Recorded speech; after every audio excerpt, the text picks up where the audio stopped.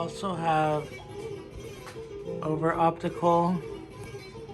And I change the input to optical, and there's no music coming. I still have this one playing. Switch it back to USB.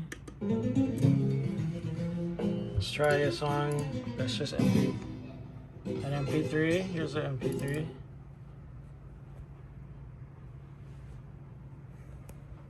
Feeling better than some head on a Sunday afternoon. Better than a chick that say yes too soon. Until you have a daughter, that's what I call calming. Still playing on Apple TV, on the TV. Projects toe up, gang signs, stone up. Optical.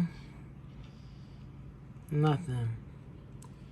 So the only way to fix this is to restart the device. This is on the latest firmware. And once it's back on, we have music.